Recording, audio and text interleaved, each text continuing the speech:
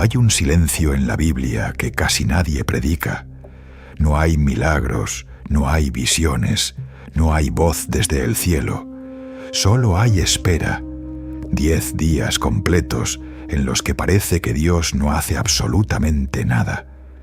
Y sin embargo, esos 10 días cambiaron el rumbo de la historia para siempre. La pregunta es incómoda, pero necesaria. ¿Qué ocurre cuando Dios guarda silencio? ¿Y aún así te pide que sigas creyendo? Después de la resurrección, Jesucristo permanece con sus discípulos durante 40 días. No es una presencia simbólica, es real, concreta, visible. Él come con ellos, les habla, les explica las Escrituras. Según Acts of the Apostles, capítulo 1, se presenta con muchas pruebas convincentes de que está vivo. Durante esos días, los discípulos no tienen dudas. Han visto lo imposible convertirse en realidad. Han pasado del miedo absoluto a una certeza casi tangible. Pero entonces ocurre algo que rompe completamente la lógica humana. En el Monte de los Olivos, frente a sus discípulos, Jesucristo es elevado y una nube lo oculta de su vista. No es una desaparición gradual, es un corte, una separación, un momento en el que lo visible deja de ser visible. Los discípulos se quedan mirando al cielo, inmóviles, como si intentaran aferrarse a ese último instante. Y en ese momento aparecen 2 hombres vestidos de blanco, que les dicen algo que parece casi una corrección. Hombres de Galilea, ¿por qué se quedan mirando al cielo? Esa frase no es solo una observación, es un punto de inflexión. Porque lo que acaba de suceder no es simplemente que Jesucristo se haya ido, es que su forma de presencia ha cambiado completamente. Hasta ese momento, los discípulos dependían de él físicamente, caminaban detrás de él, escuchaban su voz directamente.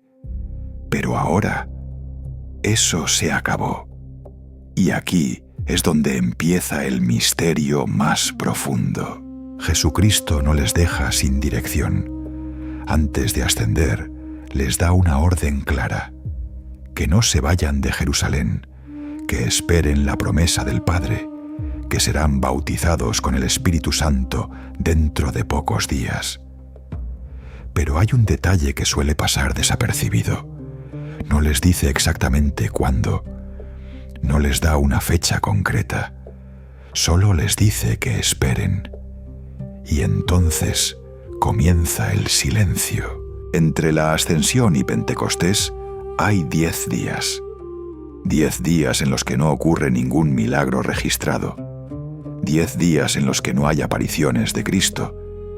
10 días en los que el cielo parece cerrado. Para nosotros que leemos la historia completa, esto parece un simple intervalo. Pero para los discípulos, esos días eran una prueba. Imagina por un momento su estado interior. Habían visto a su maestro morir de la forma más brutal. Luego lo habían visto resucitado. Y ahora lo ven irse otra vez. Pero esta vez no hay una promesa visible de regreso inmediato. Solo una instrucción: esperar. La espera es uno de los estados espirituales más difíciles, porque no tiene evidencia externa, no tiene señales claras, no tiene resultados inmediatos. Es el lugar donde la fe deja de ser emoción y se convierte en decisión. Los discípulos regresan a Jerusalén. Suben a la sala donde solían reunirse. Allí están los 11 apóstoles, junto con algunas mujeres, y con María, la madre de Jesús. Este detalle es fundamental. La iglesia primitiva no empieza con una multitud. Empieza con un grupo pequeño, aparentemente débil, encerrado en una habitación, sin poder político, sin estructura, sin estrategia de expansión. Solo tienen una cosa: obediencia. y empiezan a hacer algo que, desde fuera, parece insignificante. Oran, no predican, no salen a conquistar ciudades, no organizan movimientos, oran, perseveran en la oración, unánimes, día tras día. Esto es históricamente importante porque muestra que el nacimiento de la Iglesia no comienza con actividad, sino con espera activa. No es pasividad. Es una forma de preparación invisible. Aquí aparece un contraste profundo que casi nadie menciona. Antes de la ascensión, los discípulos estaban acostumbrados a actuar cuando Jesús hablaba. Ahora tienen que actuar sin oír su voz directa. Antes tenían respuestas inmediatas.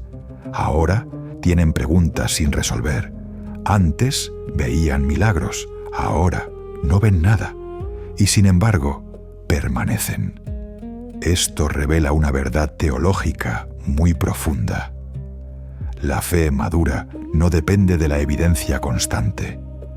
Depende de la fidelidad en ausencia de evidencia. Durante esos días, seguramente surgieron dudas. La Biblia no las describe explícitamente, pero sería irreal pensar que no existieron. ¿Cuándo vendrá el Espíritu? ¿Qué significa exactamente esa promesa? ¿Qué se supone que debemos hacer después?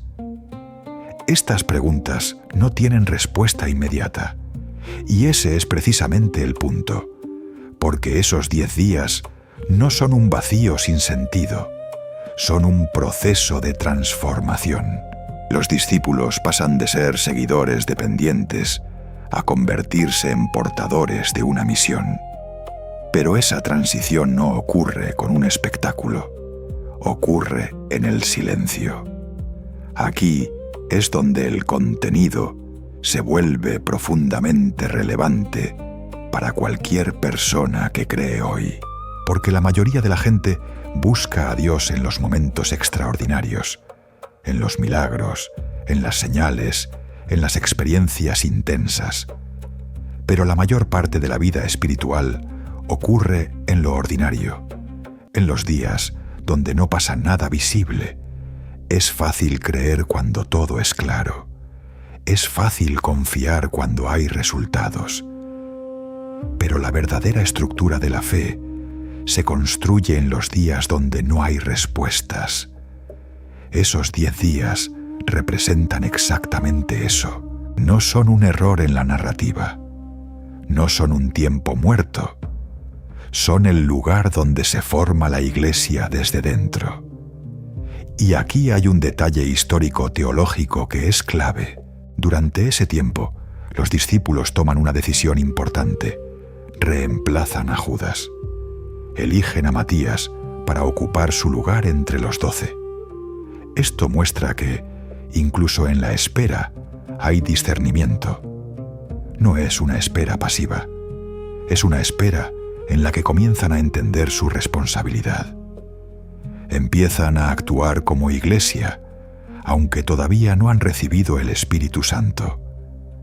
Esto es extremadamente significativo, porque demuestra que la obediencia no depende de tener todas las respuestas, depende de dar el siguiente paso con la luz que ya se tiene. Y mientras todo esto ocurre, el mundo exterior sigue igual. Jerusalén no cambia. El Imperio Romano sigue en control. No hay señales visibles de que algo histórico esté a punto de suceder. Pero dentro de esa pequeña habitación, algo se está gestando. Algo invisible, pero irreversible. Y aquí llegamos al punto más incómodo de todo este relato, porque estos 10 días no son solo una historia del pasado, son un espejo. Cada persona que busca a Dios, en algún momento, entra en su propio intervalo de 10 días. Un tiempo donde las oraciones parecen no tener respuesta, donde no hay señales claras, donde todo lo que queda es la decisión de permanecer. La pregunta no es si esos momentos existen. La pregunta es, ¿qué haces dentro de ellos? Los discípulos eligieron quedarse, eligieron confiar, eligieron orar incluso sin ver resultados inmediatos. Y lo que no sabían es que estaban a punto de experimentar algo que cambiaría no solo sus vidas, sino la historia completa de la humanidad. Pero antes de que eso ocurra, hay algo que debemos entender con precisión, porque la mayoría de las personas interpreta mal este silencio. Lo ven como ausencia de Dios, como abandono, como un retraso inexplicable. Y esa interpretación cambia completamente la forma en que se vive la fe. La mayoría de las personas interpreta el silencio como ausencia. Pero en la teología bíblica, el silencio de Dios casi nunca significa que Él no está actuando. Significa que está actuando de una manera que no se puede percibir con los sentidos inmediatos. Y eso cambia completamente la lectura de estos 10 días. Si volvemos al relato de Acts of the Apostles, hay un detalle que suele pasar desapercibido. El texto no describe ansiedad colectiva, ni caos, ni dispersión. Describe perseverancia. Dice que todos ellos perseveraban unánimes en la oración. Esta palabra, perseverar, en el contexto original, implica constancia sostenida bajo presión. No es una oración ocasional. Es una disciplina continua en medio de la incertidumbre. Esto nos obliga a replantear algo fundamental. Los discípulos no estaban esperando pasivamente. Estaban participando activamente en un proceso invisible. Y aquí es donde entra el primer giro profundo de interpretación. Dios no estaba ausente en esos 10 días. Estaba formando algo que no podía formarse en medio del ruido de los milagros. Cuando Jesucristo estaba físicamente presente, los discípulos reaccionaban a Él. Ahora, sin su presencia visible, tenían que responder desde dentro. Ya no podían depender de señales externas. Tenían que desarrollar una estructura interior de fe. Esto es lo que, en términos teológicos, se podría llamar el paso de una fe empírica a una fe teologal. La fe empírica se basa en lo que se ve, se oye y se experimenta directamente. La fe teologal se basa en la confianza en la palabra de Dios, incluso cuando no hay evidencia inmediata. Estos 10 días son el laboratorio donde ocurre esa transición. Y aquí aparece una segunda capa que es aún más profunda. En el Antiguo Testamento, cada vez que Dios está a punto de iniciar algo grande, hay un período previo de preparación silenciosa. Antes de la liberación de Egipto, hay años de opresión. Antes de la llamada de los profetas, hay tiempos de aparente abandono. Antes de la venida del Mesías, hay siglos sin revelación profética. El patrón es consistente. El silencio no es vacío, es preparación. Entonces, cuando los discípulos se encuentran en Jerusalén, no están en un momento muerto. Están en el punto exacto donde la historia de la salvación cambia de fase. Pero este cambio no comienza con una explosión visible, comienza con una interiorización. Y aquí es donde entra un elemento clave que muchas veces se ignora en la narrativa popular: la presencia de María. El texto menciona explícitamente que la Madre de Jesús está con ellos. Esto no es un detalle decorativo, es teológicamente significativo. María es la única persona en esa habitación que ya ha vivido una espera radical sin evidencia visible. En la Anunciación recibió una promesa sin garantías visibles inmediatas. Durante años guardó cosas en su corazón sin entenderlas completamente. Ella encarna exactamente el tipo de fe que ahora los discípulos necesitan aprender. Esto convierte a esa sala en algo más que un lugar de reunión. Se convierte en una escuela de fe. Y dentro de esa escuela ocurre algo que no se puede medir externamente. Los discípulos empiezan a reorganizar su identidad. Ya no son simplemente seguidores de un maestro visible. Empiezan a entender que son testigos. Y esta palabra, testigos, en el contexto bíblico, no significa solo alguien que cuenta una historia. Significa alguien que ha sido transformado por lo que ha visto y está dispuesto a sostener esa verdad incluso bajo presión. Pero todavía hay una tensión, porque han recibido una misión, pero no tienen el poder para cumplirla. Jesucristo les ha dicho que serán sus testigos hasta los confines de la tierra. Pero en ese momento están encerrados en una casa en Jerusalén. Hay una brecha evidente entre lo que se les ha prometido y lo que son capaces de hacer. Y esa brecha es exactamente el espacio donde actúa el Espíritu Santo. Aquí es donde se rompe otro malentendido común. Muchas personas piensan que el Espíritu Santo aparece de repente en Pentecostés, como si no hubiera estado presente antes. Pero teológicamente, el Espíritu ya está obrando. Lo que cambia en Pentecostés no es la existencia del Espíritu, sino la forma en que se manifiesta y habita en la comunidad. Durante estos 10 días, el Espíritu está preparando el terreno, está alineando voluntades, purificando intenciones, consolidando la unidad. Porque hay algo que es crucial para entender Pentecostés correctamente. El Espíritu no desciende sobre individuos aislados, desciende sobre una comunidad unificada.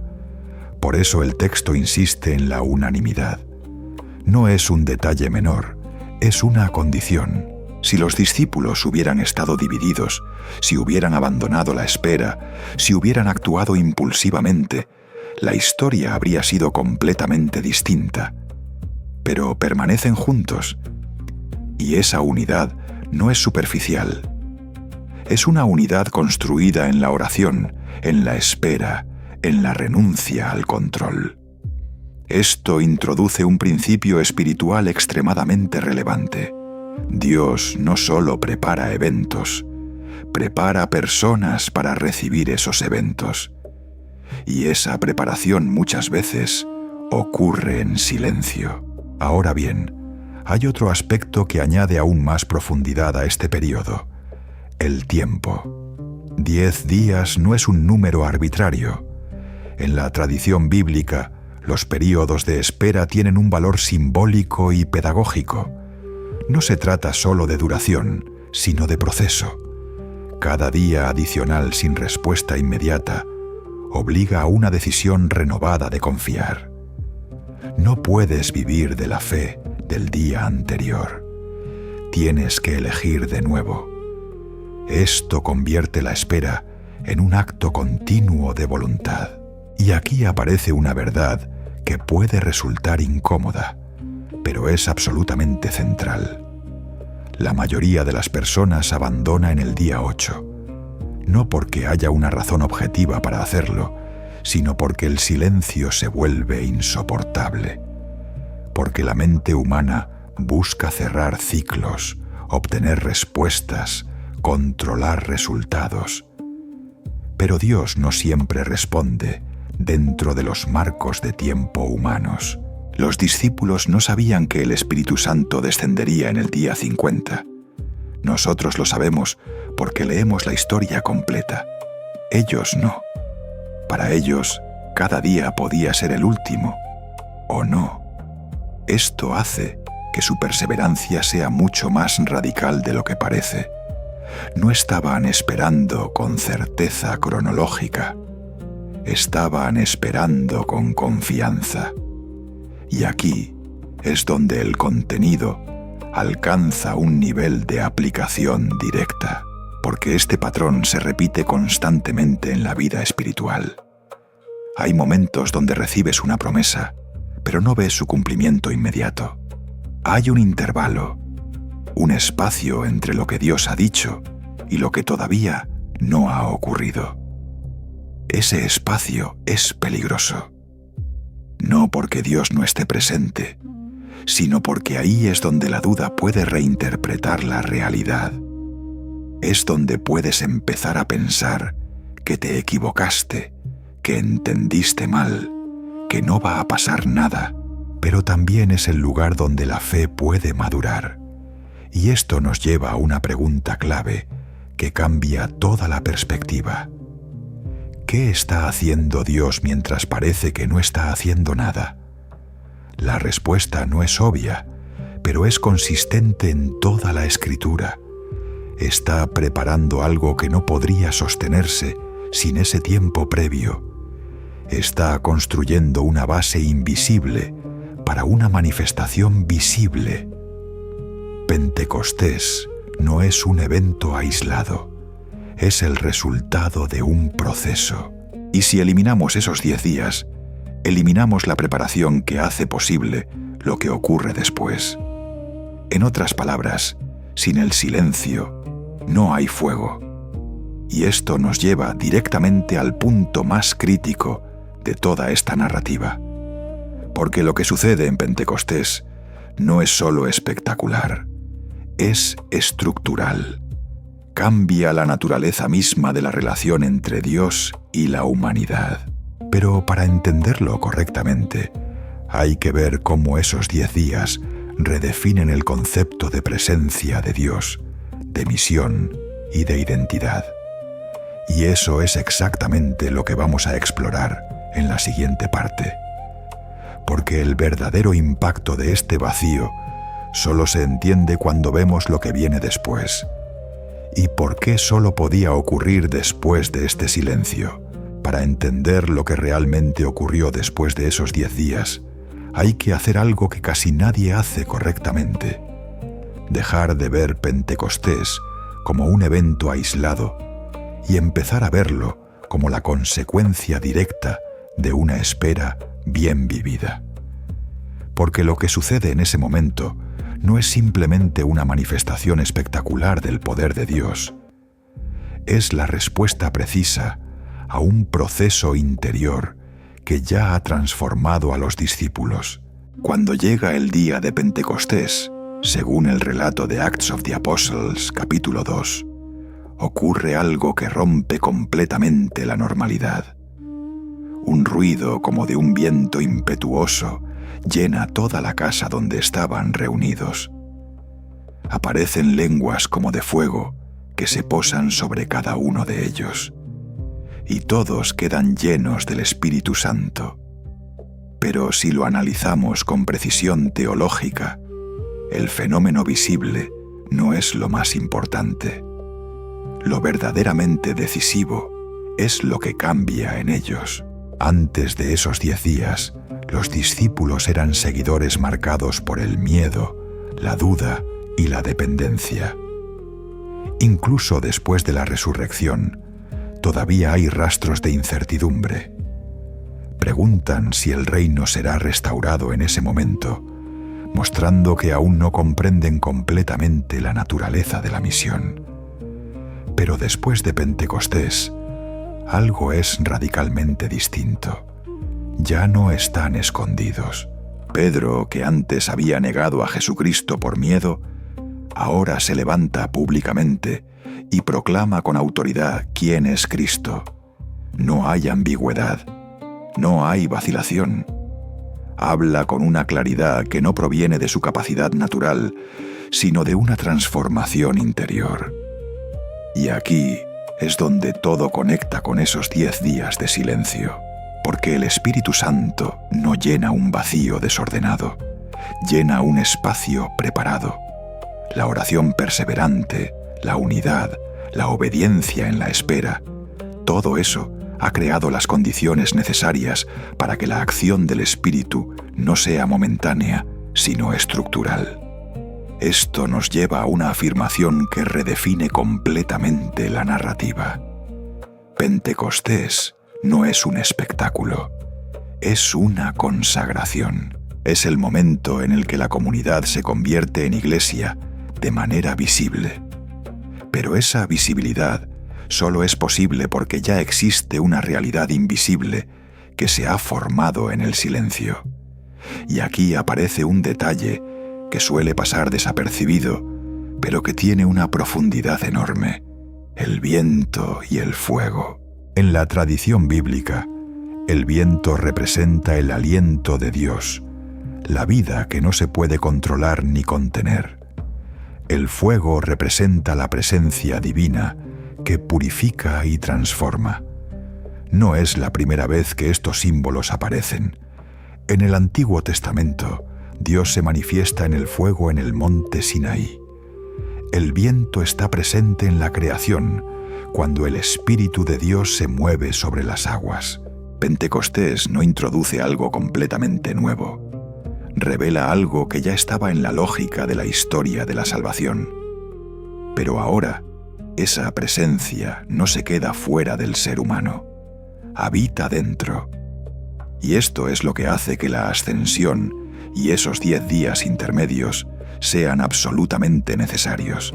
Porque mientras Jesucristo estaba físicamente presente, la relación con Dios estaba mediada por su presencia visible.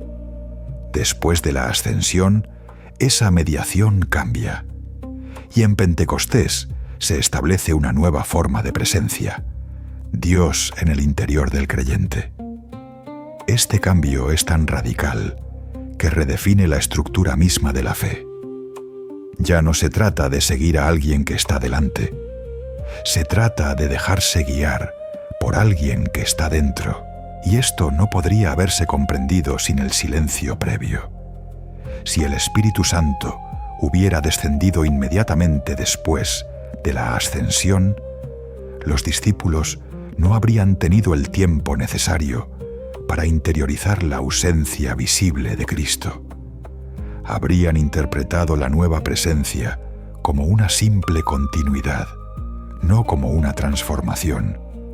Pero esos 10 días crean una ruptura, obligan a los discípulos a experimentar la ausencia. Y solo después de esa experiencia pueden entender el significado de una presencia diferente. Esto introduce una lógica espiritual que es constante en la vida cristiana. Dios muchas veces retira una forma de presencia para introducir otra más profunda. Y ese proceso, casi siempre, pasa por un período de desconcierto. Ahora bien, hay otro aspecto que revela la magnitud de lo que ocurre en Pentecostés: el lenguaje. Cuando los discípulos comienzan a hablar en distintas lenguas y todos los presentes los entienden, no se trata solo de un fenómeno extraordinario. Es una señal teológica extremadamente precisa.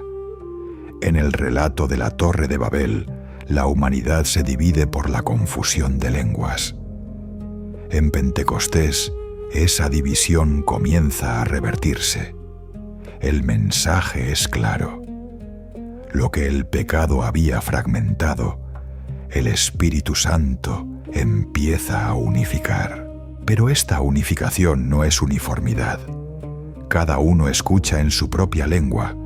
Esto significa que la verdad no elimina la diversidad, sino que la atraviesa y la ordena.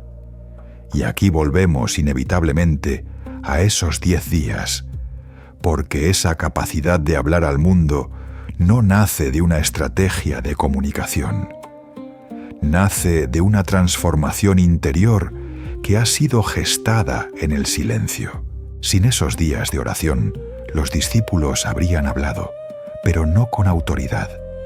Habrían transmitido información, pero no habrían provocado conversión. Esto nos lleva a una conclusión que es tan incómoda como poderosa. El problema no es que falten palabras. El problema es que muchas veces falta el proceso que da peso a esas palabras.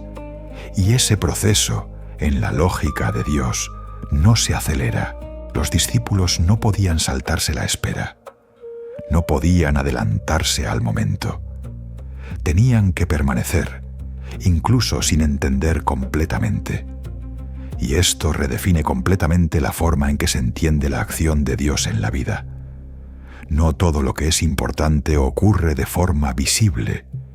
No todo lo que es decisivo es inmediato. Hay cosas que solo pueden nacer después de un período de aparente inactividad. Ahora bien, si llevamos esto al nivel más personal, aparece una pregunta inevitable. ¿Qué haces cuando estás en tus propios 10 días? Cuando has recibido una promesa, pero no ves resultados.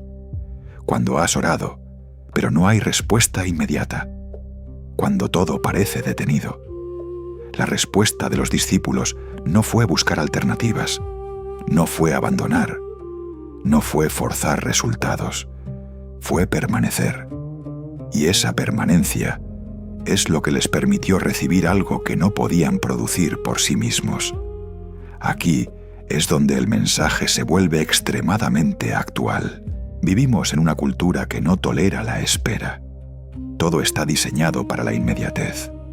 Respuestas rápidas, resultados visibles, gratificación instantánea. Pero la lógica del reino de Dios no funciona así. Hay procesos que no pueden comprimirse. Hay transformaciones que requieren tiempo. Y hay silencios que no son ausencia, sino preparación. Los 10 días entre la Ascensión y Pentecostés nos enseñan que la fidelidad en lo invisible precede a la manifestación en lo visible, que la unidad construida en secreto sostiene la misión en público, y que la oración perseverante en el silencio tiene un peso que se revela después. Pero hay un último punto que cierra todo esto, y que si se entiende correctamente, cambia completamente la forma en que se vive la fe. Porque esos 10 días no solo prepararon a los discípulos para recibir el Espíritu, prepararon al mundo para recibir a la Iglesia.